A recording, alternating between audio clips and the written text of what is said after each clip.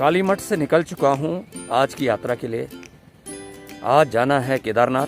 पहली जो चमक है इस यात्रा में मुझे आज दिखी है चौखंबा की। जय भोले बाबा। निकल चुका हूँ स्कूटी से केदार के लिए। केदार तक तो ऑब्वियसली स्कूटी नहीं जाएगी, गौरीकुंड तक जाएगी, लेकिन जहाँ तक जाएगी वहाँ तक जाएगी। 9:30 बजे पहुँच गया था सोनप्रयाग, लेकिन वहाँ से आगे स्कूटी को जाने नहीं दिया गया, इसलिए वहीं पार्किंग पे स्कूटी खड़ी करने के बाद अपनी पैदल यात्रा जारी रखी। लेकिन उससे पहले गौरीकुंड तक लोकल गाड़ी जाती है जिसमें 30 रुपये तक का टिकट पड़ता है, और उसके बाद 17 किलोमीटर की ये यात्रा शुरू होती है केदार के लिए। अभी मैं पहुंच गया हूं भीम पुल के पास, जो रामबाड़ा के बहुत निकट है। ये रास्ता आपदा के बाद से बदल दिया गया है। 20 से 21 की पहली बर्फबारी केदारनाथ की चढ़ाई में मुझको मिली है। मैंने 10 बजे ट्रैक शुरू किया था, अप्रॉक्स 2 बज चुके हैं और चढ़ता ही जा रहा हूँ। कंटिन्यू चढ़ाई है। अभी बड़ी लिंचोली के पास पहुँचा हूँ। केदारनाथ अभी 6 किलोमीटर दूर है। क्या स्नोफॉल हो रहा है, नज़ारा इतना खूबसूरत है यहाँ का।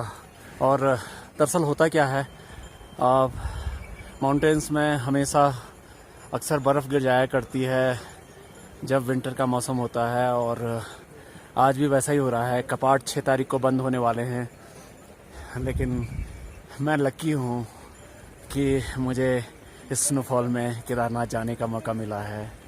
क्या स्नोफॉल का मज़ा है देखिए। और यात्री भी आज काफ़ी आए हैं। यह है बड़ी लिंचोली के आगे। बर्फ़ पड़नी शुरू हो गई है केदारनाथ के रास्ते में, और यात्री पूरे जोश के साथ शिव का जाप करते हुए केदारनाथ की ओर बढ़ रहे हैं, और उनमें से मैं भी हूँ। ये रास्ता बर्फ़ के फाहों से भरता जा रहा है। देखते हैं आगे जाके कितनी और बर्फ़ हमें मिलती है। लोग पहुँच गए केदारनाथ। 5 घंटे में 16 किलोमीटर का सफ़र पूरा हुआ। रास्ते में बर्फबारी थी, और ये देखिए हेली जा रहे हैं यहाँ से फाटा को, और वहाँ से वापस आते हैं। और इनके लिए तो बहुत आसान है, बहुत नज़दीक है, लेकिन पैदल यात्रा थोड़ा मौसम के हिसाब से कठिन हो जाती है। लेकिन फिर भी अगर आपके अंदर इच्छा है और भोले ने आपको पैदल बुलाया है तो आप ज़रूर जाएंगे। ये देखिए फिर दूसरा हेली आया। यहाँ पे अक्सर फ्रिक्वेंटली हेली चलते रहते हैं, और लोग इंतजार कर रहे हैं। एक दिन मैं बद्रीनाथ और केदारनाथ हेलीकॉप्टर से, और एक यात्रा हुआ करती थी, लोग पैदल आते थे और वो भी नंगे पैर। अब तो मन बदलता ही नहीं है। ये देखिए दूसरा हेली और फिर आ रहा है। ये पहुंच चुका है। तो ये है केदारनाथ का मॉडर्नाइजेशन। धन्यवाद लॉर्ड शिवा। यहाँ पर मैं एक बात कहना चाहूँगा कि जब आप यात्रा में चल रहे हो पैदल, तो आप घोड़े खच्चरों का विशेष ध्यान रखें, क्योंकि कहीं पे भी आपको चोट लग सकती है। दरअसल होता क्या है कि उनका कोई रास्ता नहीं है, वो किसी भी तरीके से नीचे उतर सकते हैं, और आपको अपने आप को सुरक्षित रखते हुए आगे बढ़ना है। दूसरी एक परेशानी जो यहाँ पे आती है वो है एकोमोडेशन की। जब आप केदारनाथ में पहुँचते हैं तो आपको एकोमोडेशन बहुत ही एक्सपेंसिव मिलता है। इसका कारण यह है कि वहाँ पे अधिकतर 4 या 5 लोगों के लिए ही एक कमरे में रहने की व्यवस्था होती है, अन्यथा आपको 3 से 4 या 7,000 तक रुपए पे करने पड़ते हैं एक कमरे के। इसलिए बेहतर यह है कि आप किसी अच्छे एकोमोडेशन के लिए टेंट पर रुकें। टेंट जो है यहाँ का सबसे बेस्ट ऑप्शन है नाइट एकोमोडेशन के लिए, जिसमें आपको स्लीपिंग बैग और मैट्रेस मिल जाती है। रात का दृश्य है आज केदारनाथ में। लाइट आई है अभी अभी, और दिख रहा है केदारनाथ का मनोरम दृश्य। पूजा चल रही है, दर्शन करके आ गया हूँ। अलग अलग रंगों में बदलता जा रहा है भगवान शिव का मंदिर केदारनाथ। गजब भीड़ है।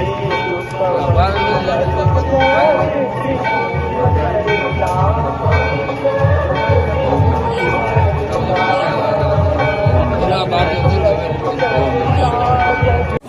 सुबह 6:15 पे केदारनाथ का नज़ारा।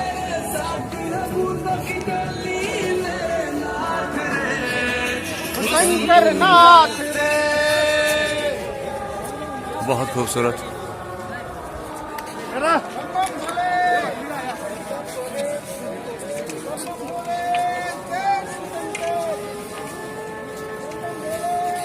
बर्फ से ढके हुए पहाड़,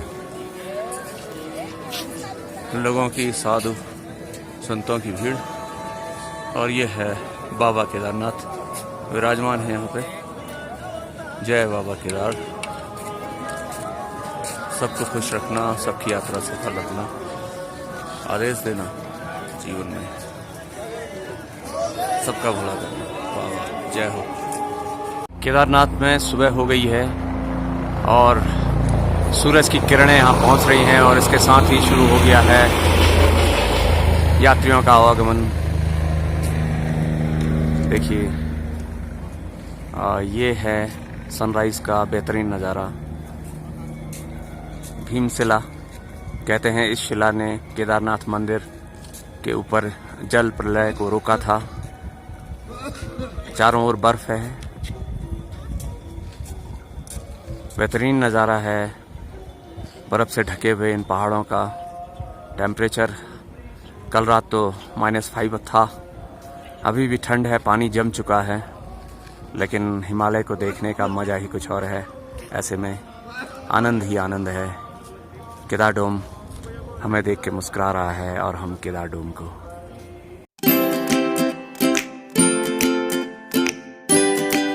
धारी देवी का मंदिर कलियासौड़ में स्थित है। आज दीपावली का पहला दिन है, यानी कि छोटी दिवाली, और मैं केदारनाथ से यहाँ लौटा हूँ।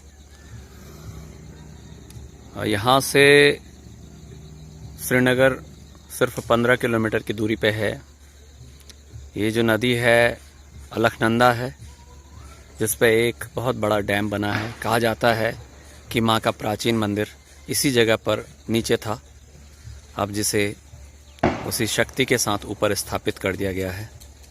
ये बहुत दर्शनीय जगह है और यहाँ का एटमॉस्फेयर बहुत ही सुंदर है। मैं भी इसका आनंद दे रहा हूँ।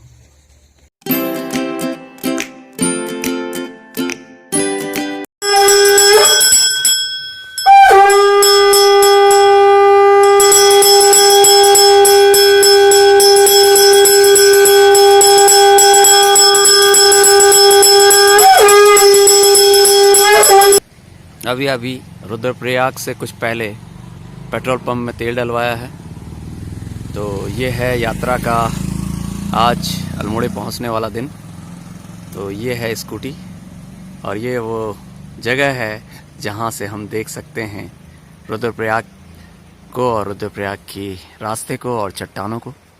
खूबसूरत जगह है रुद्रप्रयाग, जहां अलकनंदा नदी मंदाकिनी नदी से मिलती है। और ये नदी जो आपको दिख रही है वो है अलकनंदा, जो बद्रीनाथ से आती है। सुबह सुबह कलियासौड़ से, यानी कि धारी देवी मंदिर के पास से निकल चुका हूँ वापसी की यात्रा के लिए।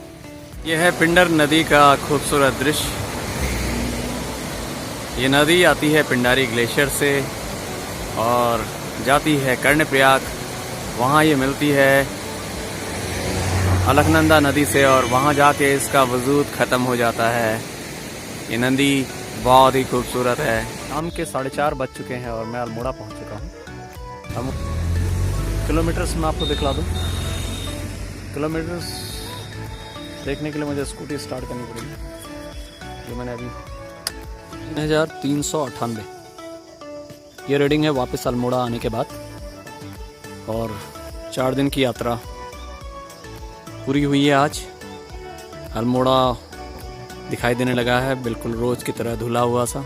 वापसी कभी कभी अच्छी लगती है और कभी कभी कुछ चीज़ें छूट जाती हैं, वो बहुत मिस होती हैं। जैसे सूरज जाता है तो कुछ छोड़ जाता है, वैसे ही यात्रा भी कुछ छोड़ जाती है।